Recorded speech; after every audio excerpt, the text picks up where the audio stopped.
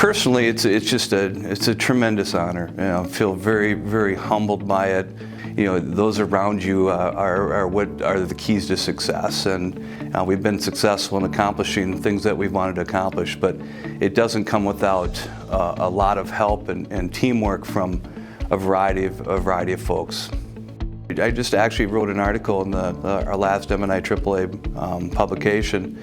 It is our student leadership team that we've created, and I'm just surprised it took me so long to get to that point and create it, but it has been just one of the best things to look forward to. Not only when we meet during the day and talk about some things, but certainly at each event, because the student leadership team has really geared our school spirit. They've really jumped in and taken ownership of that, and that's what it was for, is to create ownership for our students and with our students. And to me, the success of our program and the goals of our program are geared around a positive student experience. I've been able and fortunate, I guess, through being there long enough to have hired literally every head coach that is currently there. The culture doesn't come from one person, it comes from a variety of people. And I really think that the key to our success, or how I feel like we're being successful, is the fact that a really good message and a lot of really good messengers to deliver that and to live it and to model it and to be a part of it. I think the most rewarding part is to see the growth in our student athletes, in our students as a whole, in our school community, and the growth in our coaches. We've had some very young coaches along the way, and we've had some very veteran coaches, and there's always the opportunity to grow.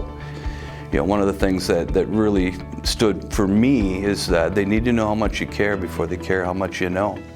And I just think that's really, really true. And while you don't always see eye to eye, I think in those moments that if they know that you care, it can be such a more productive conversation and hopefully end result from that. Well, I think there's two partnerships that really come to mind. One is a one-on-one partnership with my assistant. It's extremely vital to have an assistant that understands. You can speak without even speaking at times, and Lori Allen's my assistant currently, and she makes it happen when I'm there and when I'm not there. So she's the best. I think it's important to continue the initiatives and the things that we have going that are doing well, but I hope to continue to grow still, to find new ways and to build upon some of the things that we've done, have a culture and build a culture that's positive for kids and positive for our school community.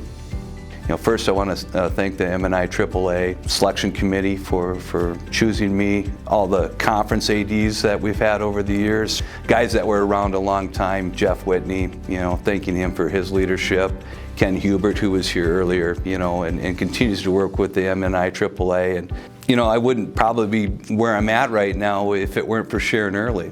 Sharon, I know she was instrumental in giving this guy who had no high school experience as an AD, instrumental in giving him an opportunity. I started with Jill Beerling as my assistant. I've had two in my whole career. She's been everything I would ever have wanted in an assistant. Current principal Akamazwan, Jeff Darlene, a former president of this association, was a longtime principal for me. And the Minnesota State High School League, certainly have been part of the board, and Section 2 AA, just a great group of people as well. Thank my mom and dad for everything that they've always done to support me, and to thank my wife, who we're in our second year of marriage now, and just to thank her, my wife Andrea, and her kids, who have just made my life just extra special, and I appreciate every moment that I'll have with them.